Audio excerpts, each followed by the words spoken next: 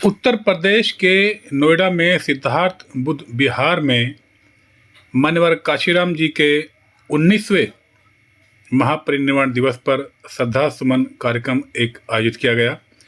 आपको बता दें, इस कार्यक्रम में काफ़ी संख्या में लोगों ने हिस्सा लिया और इस कार्यक्रम की शुरुआत में आप देख पा रहे हैं कि महिलाओं ने पहले ही श्रद्धा सुमन कार्यक्रम की तैयारियां कर ली थी और लगातार वो कार्य कर रही थी और इसी बीच मोमबत्ती जलाई गई। सम्राट अशोक, तथागत बुद्ध व मान्यवर काशीराम जी की तस्वीर के सामने महिलाओं ने मोमबत्ती जलाई और उसके उपरांत सभी ने मिलकर के अपने अपने श्रद्धा सुमन अर्पित किए।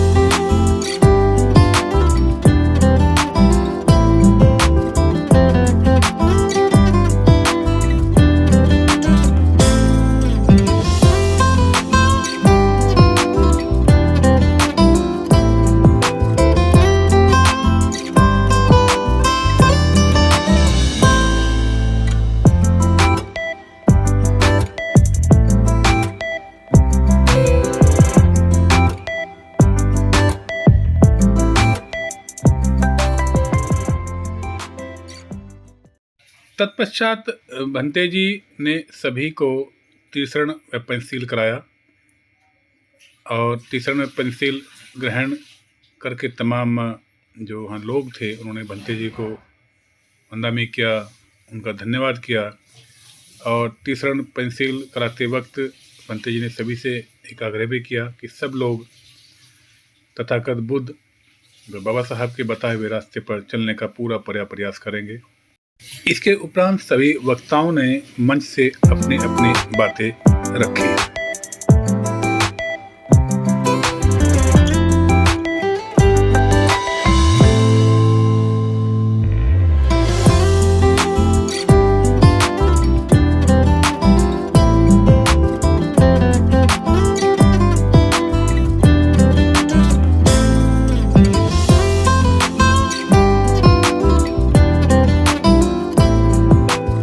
इसी बीच कार्यक्रम में आए कुछ महिलाओं ने एक गीत भी प्रस्तुत किया। यूपी को सजाया है, दिल्ली को सजाएंगे। यूपी को सजाया है, दिल्ली को सजाएंगे। मेरे भीम कृपा कर दो, मेरे भीम कृपा कर दो। हर घर को सजाएंगे, मेरे भीम कृपा कर दो। हर घर को सजाएंगे, से हम नीला लहराएंगे। भारत में फिर से हम नीला लहराएंगे। इसके बाद अन्य कुछ और वक्ताओं ने भी मंच से अपनी बातें रखी।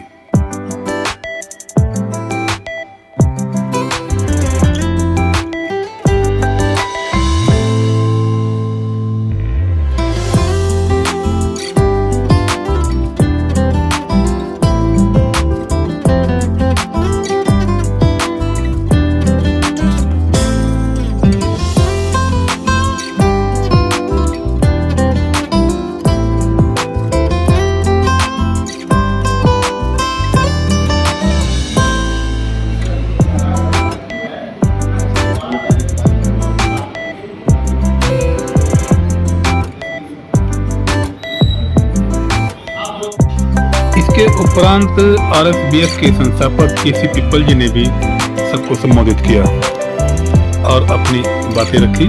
आइए सुनते हैं KC पीपल साहब को। हम आज थोड़ी संख्या में जरूर हैं और बहुत बड़े महापुरुष का महापरिनिर्वाण दिवस मना रहे हैं। मान्यवर काशीराम साहब ने कहा था कि लेस पीपल मोर इफेक्ट और मोर पीपल लेस इफेक्ट। जो भीड़ होती है उससे कोई निष्कर्ष नहीं निकाला जा सकता और जो कम लोग होते हैं, क्लास के लोग होते हैं, उनसे निष्कर्ष निकलता है और वो भीड़ बना देते हैं।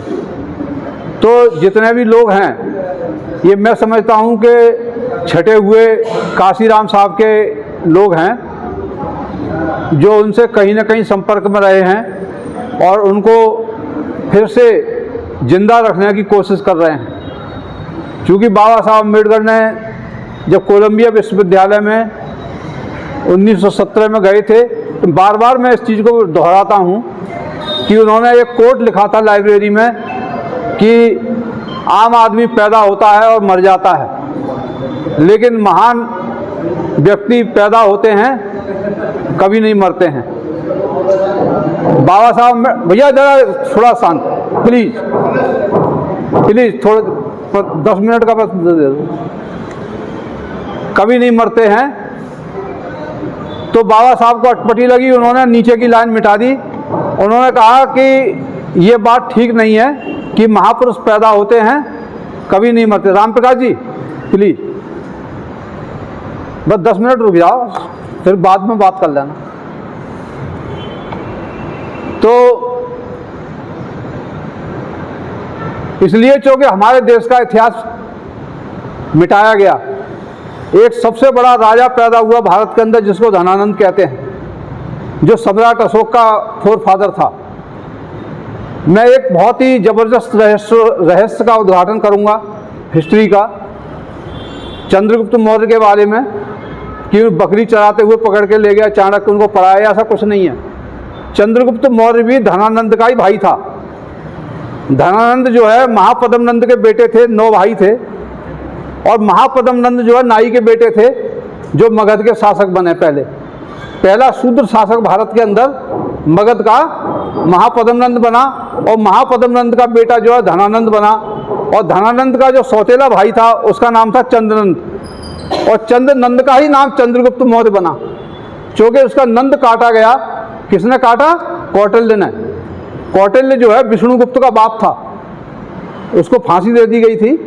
तो विष्णुगुप्त जो है वो उसको पकड़ करके ले गया, तक्षशिला में पढ़ा लिखा करके लाया, हेलेना से शादी करवाई जो सेल्यूकस की लड़की थी, और वहाँ से सेना लेकर के उसको मार दिया।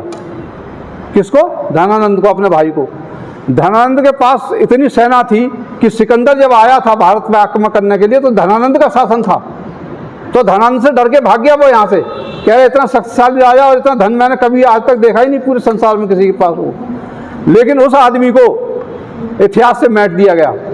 ये बाबा साहब अम्बेडकर ने 1950 में सीलोन रेडियो पर भाषण दिया है, बहुत लंबा भाषण। उसमें ये बोला है उन्होंने खुद, जब वो वहाँ लाइन कटवा के आए थे ना कि महापुरुष पैदा होते हैं, मर जाएंगे अगर उनका इतिहास मिटा दिया जाए। ऐसा नहीं है मरते नहीं है, वो भी मर जाते हैं। अगर उसको कोई जिंदा रखता है तो उसके अनुयायी रखते हैं और इतिहास रखता है। इसलिए बाबा साहब ने आपके हाथ में कलम दी थी कि इतिहास लिखने वाले बनो। इतिहास जो जिंदा रखता है अपने महापुरुषों को। और मतलब जो अनुयायी हैं वो, अब इतने ही तो अनुयायी बचे हैं पूरे दिल्ली के अंदर जो जिंदा रखना चाहते हैं काशीराम, बाकी तो सब मर गए। जब उनके अनुयायी मर गए तो उनका फोरफादर मर जाएगा। तो आप जो समझो आप जिंदा हो, बाकी लोग नए आए मरे हैं। तो ये जो है इतिहास को मिटा दिया गया। उन्होंने कहा नंद का हम नाश कर देंगे, क्योंकि एक तो धनानंद ये काम करता था कि ब्राह्मणों को कम मतलब दान देता था गुफाएं, उनकी स्त्रियों को नचवाता था, उनकी स्त्रियों को दासी बनाता था। इसलिए ब्राह्मण लोग उनसे नाराज थे। इसलिए उन्होंने कहा इसका अंत करना है। उस पर लड़ाई हुई तो उनको फांसी की सजा दे दी गई। और उस समय सबसे बड़ा जो धर्म था, बौद्ध धर्म से भी बड़ा धर्म था, उसका नाम था आजीवक धर्म। और आजीवक धर्म का जो प्रवर्तक था, चलाने वाला, उसका नाम था मक्खली गोसाल। और मक्खली गोसाल जो कुम्हार बिरादरी का था, महापदंगन नाई बिरादरी का था। अरे देखो तो शुद्धों का इतिहास, तुम पढ़ोगे नहीं तो क्या पढ़ोगे? क्या पढ़ा है तुमने? समझना चाहिए, सुनना चाहिए। सुनाएगा ही नहीं तो बताओगे क्या? जब आपके दिमाग में जो चीज़ नहीं होगी तो बताओगे दूसरे को क्या? अपना इतिहास ये सुंदरलाल जी ने यही तो बताया, अपने को समझो। जब हम अपने को नहीं समझाएंगे तो हम दूसरे को क्या बताएंगे? तो हमें पहले अपना इतिहास बहुत ज़रूरी है, और इतिहास बताने के लिए जानना ज़रूरी है। कहीं से भी खोजो, लेकिन अपना इतिहास खोजना चाहिए। तो ये जो उसको मिटाया उन्होंने, उनके हाथ में जैसे ही कलम आई, कब कलम आई उनके पास में? जब पुष्यमित्र शुंग ने वध कर दिया बेरदर्द का, उसके हाथ में, उनके हाथ में इतिहास लिखने की कलम आई। उन्होंने मतलब उनको मिटा दिया, उनका इतिहास। और इतिहास में नहीं मिला, फाहियान के इतिहास में मिलता है, अल बरूनी के इतिहास में मिलता है, और मतलब उसके इंडिका में मिलता है। लेकिन मतलब भारत के इतिहास में संस्कृत में लिखा गया है, हिंदी में लिखा गया है, उसमें मिलता ही नहीं। अरे अशोक की लाट नहीं निकलती है, अगर वो कनिंगम खुदवाता नहीं तो ये भी नहीं मिलता कि अशोक कोई राजा हुआ था भारत के अंदर। मिलता क्या? उसने, धन्य हो, अंग्रेजों ने खुदवा करके और इतिहास बनाया नया। अभी भी सिंधु घाटी की सभ्यता की लिपि नहीं पढ़ी जा रही है। अब राजेंद्र प्रसाद कह रहे हैं, राजेंद्र सिंह जो बिहार के हैं, बार बार कह रहे हैं कि लिपि पढ़ी जा सकती है। धम्म लिपि में उसमें कोई ज़्यादा फर्क नहीं है, और पढ़ जाएगी। अब देखो थोड़े दिन के अंदर आप देख लेना, ये आंदोलन जो चल रहा है ना, बुद्धिज्म का आंदोलन चल रहा है, और ये सिंधु घाटी की सभ्यता भी पढ़ने में आ जाएगी। कहने का मतलब ये है, इतिहास बहुत ज़रूरी है। तो बाबा साहब अम्बेडकर ने जो हमें कलम दी, कलम देने का मतलब ये था कि अपना इतिहास जानो, और अपना इतिहास जो आगे महापुरुष पैदा हो उनका लिखो। बाबा साहब अम्बेडकर ने अपने महापुरुषों का लिखा। हमारा कर्तव्य बनता है कि हमें बाबा साहब का लिखना चाहिए। और माननीय काशीराम साहब ने यही कहा था कि बाबा तेरा मिशन अधूरा, काशीराम करेगा पूरा। क्या किया उन्होंने? उनका इतिहास खोजा। उनके लिए एक किताब मिली पूना की लाइब्रेरी में, कूड़े में पड़ी हुई। उसका नाम था the cultural revolution in colonial India. John millet की लिखी हुई किताब थी। और जॉन मिलेट कौन थी? जो अमेरिकन लेडी थी, और उसने यहाँ इंडियन से, जो ज्योतिबा फुले के परिवार के वो थे, उनसे शादी करी, और उन्होंने उस पर रिसर्च किया था। जो सावित्रीबाई फुले महाविद्यालय है, उसमें मतलब वो प्रोफेसर थी। अभी थोड़े दिन पहले ख़त्म हुई है। उनका बहुत बड़ा अभी पॉलिटिकल और ये जो इकोनॉमी वीकली है, पूरा बहुत बड़ा आधा इंटरव्यू छपा आदि पत्रिका में, बहुत अच्छा मतलब उन्होंने दिया था। तो वो किताब जब उनको मिली, तब बाबा साहब अम्बेडकर ने, मानवर काशीराम साहब ने, ये नहीं है कि उसी से क्रांति हो गई थी, जो एनिहिलेशन ऑफ कास्ट से, एनिहिलेशन कास्ट से खाली क्रांति नहीं होती, वो एक लिंक से लिंक मिलता गया। वहाँ तो उनका दिमाग खुला था। लेकिन जब जैन लेट की किताब जब लाइब्रेरी में पढ़ी पूना की में, तो उन्होंने देखा कि ये क्या cultural revolution in colonial India. तब उन्होंने महात्मा फुले से पीछे की तरफ गए कि भाई बंगाल में जो रिवॉल्यूशन किया है 1912 में, वो तो हरिचंद ठाकुर हैं जो चांडाल कम्युनिटी के हैं। और केरल के अंदर जो रिवॉल्यूशन किया है वो तो मतलब नारायण गुरु हैं, जिन्होंने जो युवा कम्युनिटी, उसी कम्युनिटी में नागेली, जिसका स्तन काट करके मतलब उसने पूरा वो दिया था नागेली, वो अछूत कम्युनिटी थी। आज वो अछूत नहीं है, ये युवा कम्युनिटी स्ट्रॉन्ग कम्युनिटी है और बैकवर्ड क्लास में आती है। और उनका ही मतलब मुख्यमंत्री है, पी विजयन क्या नाम है उसका, कम्युनिस्ट पार्टी का, ये युवा कम्युनिटी का है। तो वो क्रांति हुई उधर, जिधर जिधर लोग पैदा हुए भारत के अंदर, जिस जिस टुकड़े में, उधर क्रांतियाँ हुई, छोटी छोटी क्रांतियाँ हुई। लेकिन उन सब क्रांति को एक मतलब पूरे नेशन वाइड इकट्ठा करने के लिए एक सिस्टम चाहिए था। तो काशीराम जी तो साइंस के आदमी थे, फॉर्मूले जानते थे, और बॉम्ब बनाने का फॉर्मूले जानते थे, केमिस्ट्री भी जानते थे, और मैथ भी पढ़ा था उनने। तो पॉलिटिक्स में आप जानते हो केमिस्ट्री और मैथ दोनों चलते हैं। अगर मैथ लगा लिया, केमिस्ट्री सही नहीं तो हरियाणा हार जाएगा। मैथ तो बढ़िया है वहाँ का, लेकिन केमिस्ट्री सही नहीं तो हार गया हरियाणा। तो कोई भी पार्टी हो, दोनों चीज़ें लेनी पड़ेंगी। और देखो समाज के लिए भी केमिस्ट्री और मैथ दोनों चलते हैं। तो उन्होंने वो फॉर्मूला देखा कि भाई इनको चैनलाइज किया जाए सबको, अलग अलग भाषाओं में। मज़े की चीज़ ये है, पंजाब में तो दूसरे बैठे हुए हैं, कौन, सेठ किशनचंद बैठे हुए हैं। सेठ किशनचंद के उस समय चमार थे, पूरा कच्चा चमड़ा पूरे भारत का उनके पास आता था, वहाँ से अमेरिका, इटली, पता नहीं कहाँ कहाँ जाता था। और उससे बड़ा आदमी, मालदार आदमी पूरे भारत में कोई राजा भी नहीं था। उनके पास 5 रॉयल्स क्लास गाड़ियाँ थी उस समय 1931 में, 5, जो किसी राजा के पास एक भी नहीं थी। और उसने बाबा साहब अम्बेडकर को पैसा लगाया, बाबा साहब अम्बेडकर को आगे बढ़ाने के लिए, ये पंजाब के चमार ने, अभी भी बहुत बड़ा है वो। तो कहने का मतलब ये है, उन्होंने उसको पंजाब से लेकर के, बंगाल से लेकर के, केरल से लेकर के, और ये पूरे भारत के हर जगह के लोगों के जो रिवॉल्यूशन हुए थे उनको इकट्ठा किया। किसने किया? उस किताब में मिल गया, जॉन मैलेट के। अब वो किताब में से लिख करके अपनी कॉपी में वो ढूंढते फिर जाते थे कहाँ पे, छत्तीसगढ़ में साहब कौन चल रहा है, पंजाब का आंदोलन चल रहा है, छत्तीसगढ़ में कहाँ से आ गए सतनामी लोग, सतनामी में से रामनामी कहाँ से निकल गए, ये सब ढूंढा। ये तो सब हमारे लोग पंजाब के आए हुए हैं, यहाँ पे कैसे बस गए हैं, किस लिए आए, हिस्ट्री ढूंढी उनकी। फिर 1981 में जाके इलेक्शन लड़ा, वहाँ जाके कहाँ पे लड़ा, बिलासपुर में आदिवासियों की जगह पर जो जांजगीर सीट थी, वहाँ जाके इलेक्शन लड़े काशीराम जी, निर्दलीय लड़े, उससे पार्टी भी नहीं बनी थी। तो इस तरह से उन्होंने एक एक कितने पापड़ बेले, जुआ खेल रहे हैं लोग, 5 आदमी, उनसे कह रहे रुक जाओ भाई मेरी बात सुन लो, कह एक बाजी और हो जाते, फिर 1 भी होगी, 2 भी होगी, 5 बाजी होगी, लेकिन सुन ही नहीं रहे काशीराम की बात। वो कह रहे नहीं भाई अब तो सुन ले, इतना पापड़ बेल रहे हैं। और मतलब वो कह रहे हैं कि भाई जातिवाद भारत के अंदर बहुत है और मैं सारी जातियों को इकट्ठा कर रहा हूँ। समस्या क्या है भारत की? एनिहिलेशन, कास्ट ले लो, जॉन मैलेट की किताब, कोई भी किताब ले लो भारत की उठा करके, एक ही समस्या है, सिर्फ 2 समस्याएं नहीं है। Caste problem in India, caste problem in India, एक ही सिर्फ प्रॉब्लम है। अगर इस प्रॉब्लम को हल कर दो तो सारा विकास हो जाएगा भारत का। लेकिन जो है वही विकास को रोकने का सबसे कारण जो क्या था, बाबा साहब ने जला दी मनुस्मृति। अरे मनुस्मृति की क्यों बात करते हो आप? मनु का बेटा आ गया तुलसीदास, तुलसीदास ने क्या लिख दिया, बहुत साफ साफ हिंदी में लिख दिया, सुन रहे, ढोर गमार शूद्र पशु और नारी, इनको एक लाइन में लगा दी, बराबर हैं सब ये, और सब पीटने के अधिकारी हैं, इनको पीटो, मौज करो, जब तक पीटते रहोगे चलते रहोगे। अब कहते साहब अत्याचार हो रहे हैं, दलितम होंगे क्यों नहीं, दिखाया किताब में शास्त्रों को, उसमें मेरी बीवी भी पढ़ती है, मेरे पिताजी पढ़ते हैं, मुझसे भी कहते यही पढ़ो साहब रामचरितमानस इसका, तुलसीदास का, इससे बड़ा भला हो जाएगा तुम्हारा। कथा भी सुनते हैं उनकी, और हम हमारा भला हमारे लिए ही लिखी गई है कि आप पिटते रहो तुम और हम सुनते रहेंगे उसके लिए, बड़े मजे की बात है।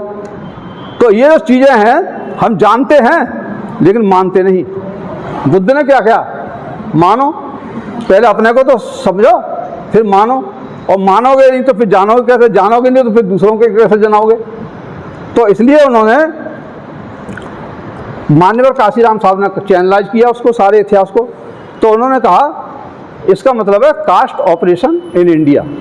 काशीराम ने कहा कि caste problem in India, how to change caste in the class, how to change caste in the class. जब कास्ट जो क्लास में कन्वर्ट हो जाएगी तो जाति खत्म हो जाएगी। जाति को खत्म करने की, एनिहिलेट करने की जरूरत नहीं है, जातियों को जोड़ने की जरूरत है, जोड़ करके उसको वर्ग में। कार्ल मार्क्स ने क्या कहा था? कार्ल मार्क्स ने यही तो कहा था, मतलब दुनिया के मजदूरों एक हो जाओ, मजदूरों को इकट्ठी तो कर रहे थे वो। और ये क्या कर रहे हैं, यहाँ समस्या वो नहीं है जो भारत में है, वो समस्या विदेश में नहीं है, मजदूरों की समस्या नहीं है भारत में, मजदूर खुद बटे हुए हैं। ये वर्ण व्यवस्था क्या है? वर्ण व्यवस्था जो है समाज का विभाजन नहीं है, डिवीजन ऑफ लेबर है। लेबर को जातियों में बांटा गया है ताकि लेबर इकट्ठी नहीं हो पाए। यहाँ कभी हो ही नहीं सकती लेबर इकट्ठी, क्योंकि जातियों में बटे हुए हैं, उनके सबके लेबर के लीडर भी जातियों में बटे हुए हैं। इसलिए यहाँ समस्या जाति को इकट्ठा करना पड़ेगा। ये साइंस जो है काशीराम ने पहली बार खोला भारत के अंदर। चाहे मैकियावेली बोलो, चाणक्य फाणक सब फेल हैं, भारत का अगर कोई पहला राजनीतिक पैदा हुआ है तो सिर्फ काशीराम पैदा हुआ है। और आज सारी राजनीतिक पार्टियां काशीराम को फॉलो कर रही हैं। बीजेपी जो कह रही है हिंदुत्व में कोई काम नहीं कर रहा, कास्ट पॉलिटिक्स कर रहे हैं। कौन सी कास्ट का नेता को उठाना है, कौन से इसको मतलब तोड़ना है, किसको भगाना है, किसको करना है, जाटों को कैसे ऑपरेट करना है, यादव को कैसे ऑपरेट करना है, जाटव को कैसे ऑपरेट करना, सबको ऑपरेट कर रहे हैं। नेता बने बनाए नेता को पकड़ लेते हैं और उसको कई कमजोरियां होती हैं, लालच भी होता है आदमी के पास में, भय भी होता है। भय और लालच दो ऐसी चीज़ें कि उससे किसी को ऑपरेट किया जा सकता है। तो काशीराम साहब ने पहले तो इसको मिटाया कि भयभीत मत हो, भयभीत मत हो। तो भयभीत होने के लिए कहा कि अपनी माँ से ही कहा कि काशीराम के सर पर कफन बन चुका, शादी नहीं करेगा ये लड़का। क्योंकि जब शादी कर लेगा तो समाज का काम नहीं कर सकता, क्योंकि ये मरा हुआ समाज है और मरे हुए समाज का नेता मरा हुआ हो सकता है, जिंदा नहीं हो सकता। जिंदा होगा तो अपनी चिंता होगी, मरा होगा तो उसको चिंता नहीं होगी, उसको कोई कुछ बाल बांका नहीं कर सकता, उसको कोई मरे हुए को कोई भी नहीं मार सकता। तो काशीराम का इतना बड़ा प्रण, बहन से कह दिया राखी नहीं बनवाऊंगा जब तक मेरी बहनों के एक के भी साथ बलात्कार होता हुआ मुझे मिला पूरे देश के अंदर, तब तक राखी नहीं बनवाऊंगा। उन्होंने कहा कि मुझे ऐसे लीडर की जरूरत है, सत्ता प्राप्त करनी है, लेकिन सत्ता मुझे एक महिला के हाथ में देनी है जो मेरी बहनों की रक्षा कर सके, उनके ऊपर एक के ऊपर बलात्कार नहीं हो सके। इसलिए उन्होंने ढूंढा मायावती को, ऐसे ही नहीं ढूंढा। लोग कितनी भी बात करें, आलोचना करें, लेकिन उनके अंदर दम भरी, स्ट्रॉन्ग भरा, और कोई आदमी क्या उसके मुकाबले। आयरन लेडी बोलते हैं कि नहीं बोलते, और करके दिखाया।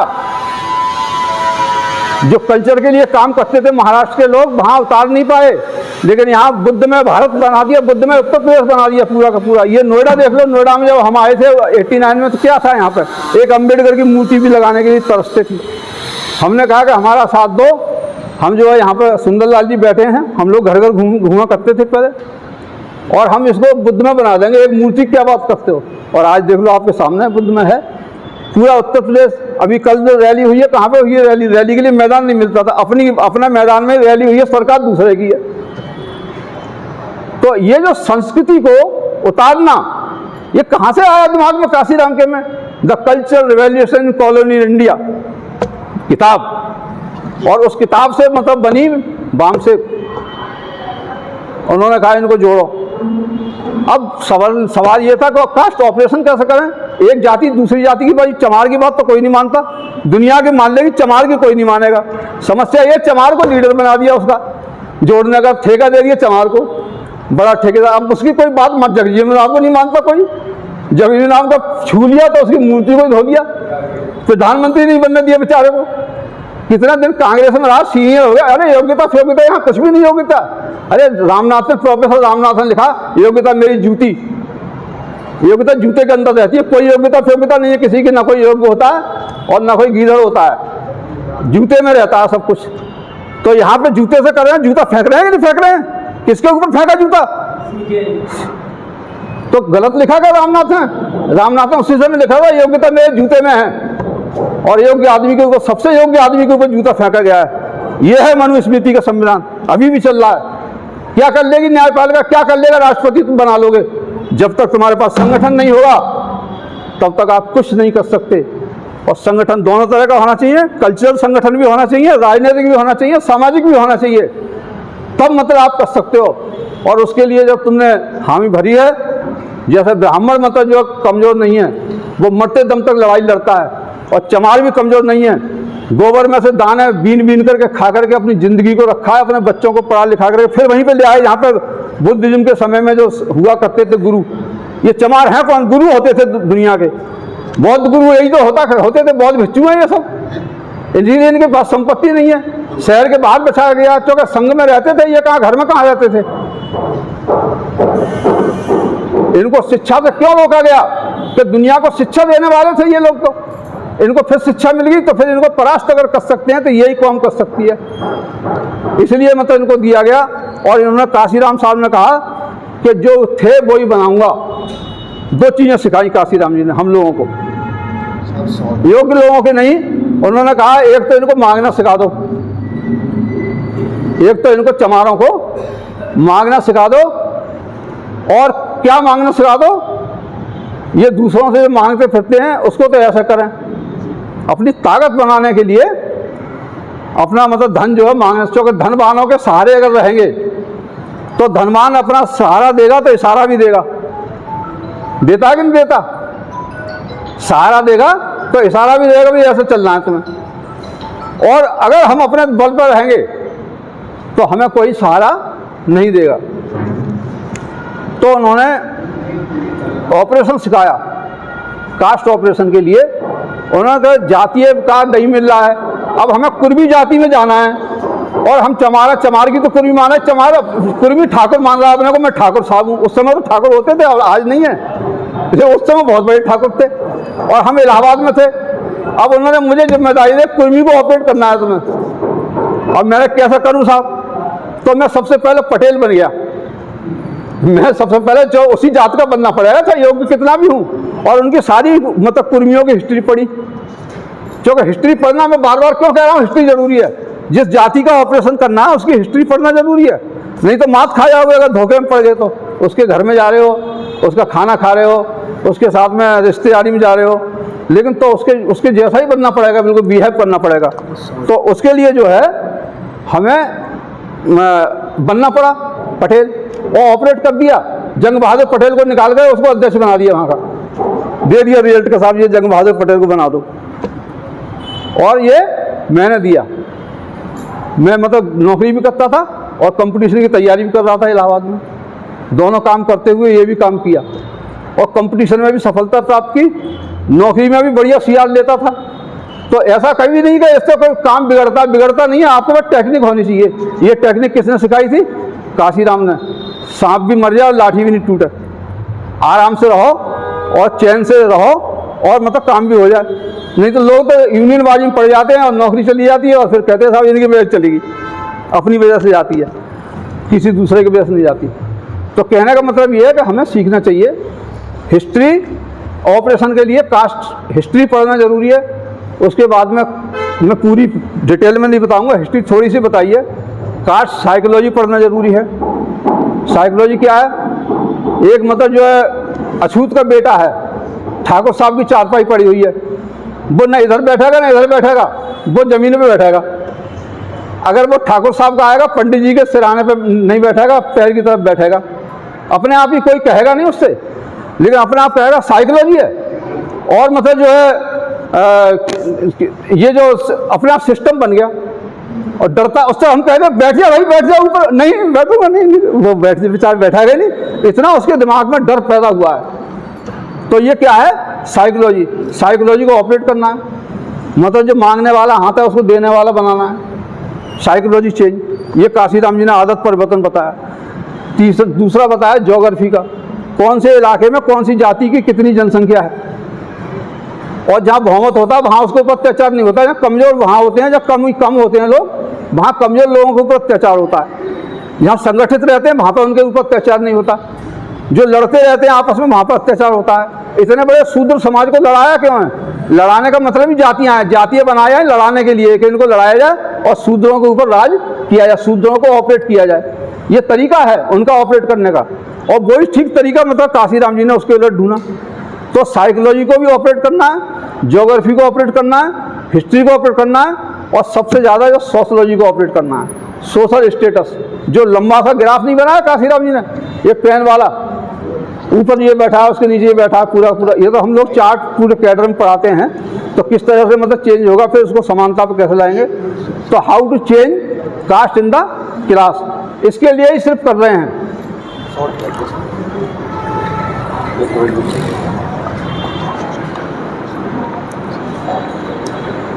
क्या बोरियत तो नहीं हो रही किसी को? नहीं, खाना भी हाँ ना, कोई बात नहीं, खाना खा लेंगे, खाने को मरे नहीं जाते हैं।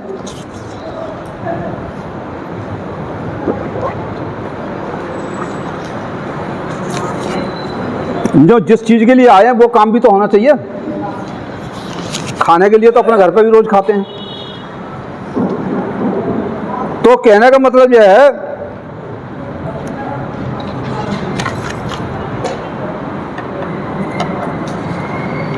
ये परिनिर्वाण दिवस है, ये मनाया जा रहा है। इन्होंने परिनिर्वाण दिवस के दिन ही बाबा साहब के जितने भी परिनिर्वाण हुए हैं उस दिन मतलब उन्होंने 3 संस्थाएं बनाई।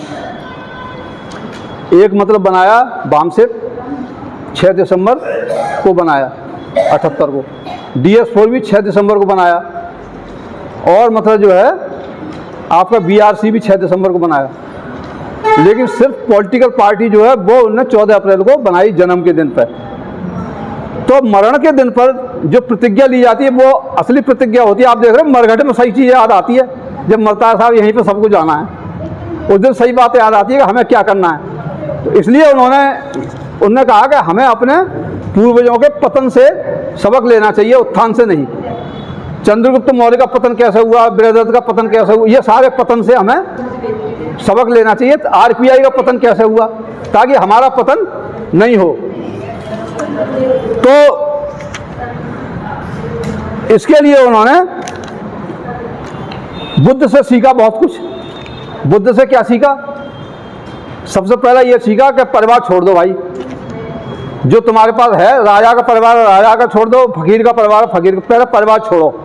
बुद्ध से अगर सीखना है। जैसे अभी सुंदरलाल जी बोल रहे थे ना कि काशीराम में मैं बुद्ध को देखता हूँ, और मैं तो बहुत दिनों से बुद्ध को ही देख रहा हूँ। मैं उनसे जुड़ा इसलिए था कि इसमें मुझे बुद्ध नज़र आता है काशीराम में। जो काशीराम में भी त्याग है, बुद्ध में भी त्याग था। वो राजा के बेटे थे, ये अपने जिसके भी बेटे रहे हों उन्हें छोड़ा। दूसरा उन्होंने जो है संघ बनाया, बुद्ध ने। काशीराम जी ने भी संघ बनाया। संघ बनाया कि नहीं बनाया? इन्होंने भी संघ बनाया। फिर उन्होंने लोगों को सिखाया, बुद्ध ने भी संघ के द्वारा। संघ इसलिए बनाया सिखाओ, तो और काशीराम जी ने भी लोगों को सिखाया, वामसेव के माध्यम से सिखाया। पॉलिटिकल पार्टी ऐसी नहीं बनी एकदम न DS4 बना, पहले संघ बनाया और संघ से सिखाया। भाई बच्ची तो नहीं बनाया उन्होंने, रंगे हुए कपड़े नहीं पहनाए उनको, लेकिन काम तो वही कर रहे थे जो बुद्ध ने किया। और फिर उन्होंने क्या किया, अब मैं बहुत जल्दी अंत पे आता हूँ, चूँकि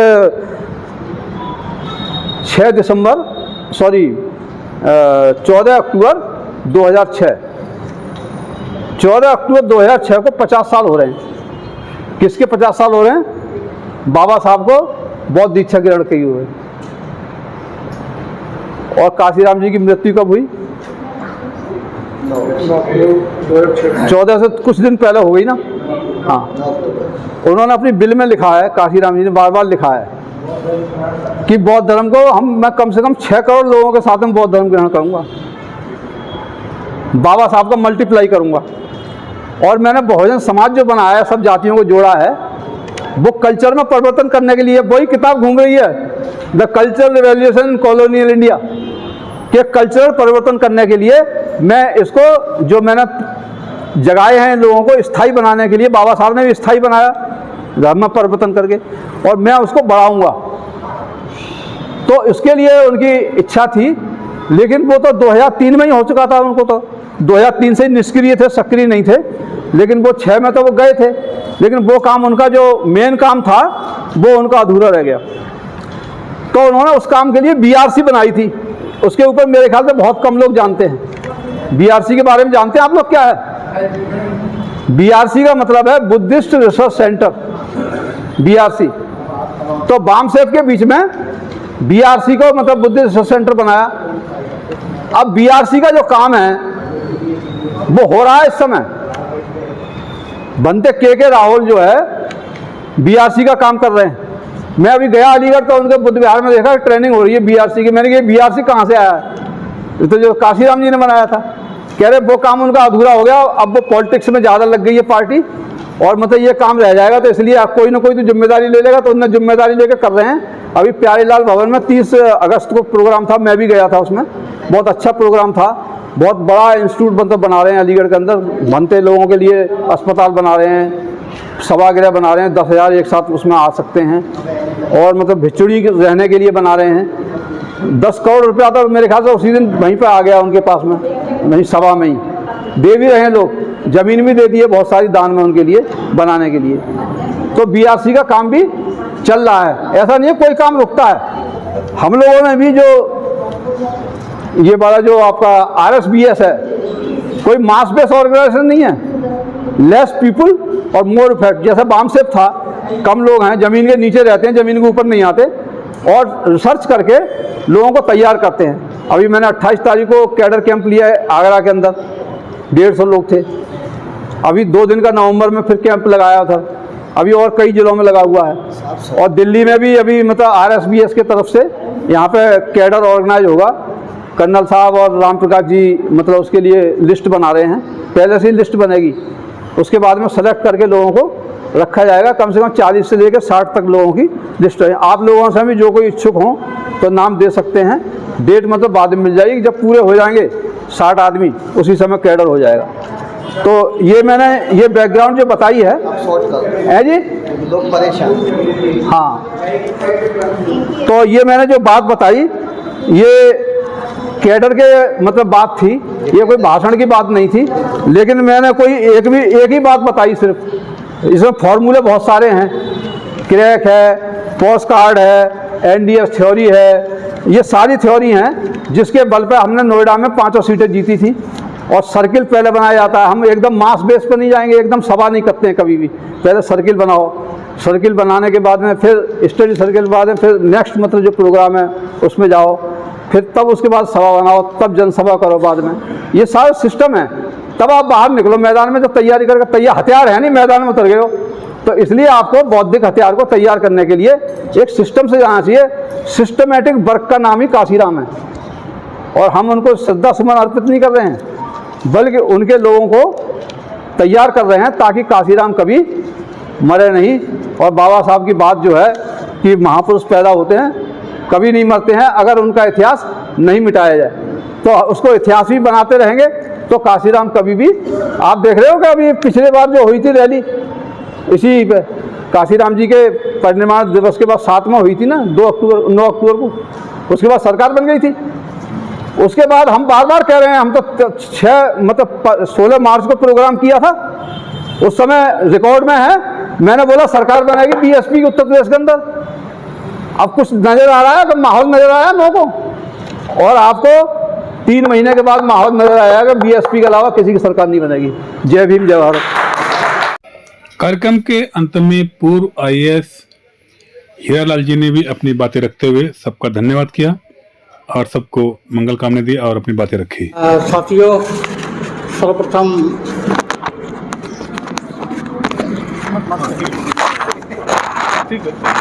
मैं मान्यवर कांशीराम जी को आज उनके परिनिर्वाण दिवस के अवसर पर श्रद्धांजलि अर्पित करता हूँ, आप सबकी तरफ से और अपनी तरफ से। बहुत कुछ समय बीत चुका है और कुछ कहना और आपका समय जाया करना व्यर्थ होगा। आपसे अनुरोध करूंगा कि आपने जो इतनी देर तक हमारे वक्ताओं को सुना और ज्ञानार्जन किया, आप उससे लाभान्वित हुए होंगे।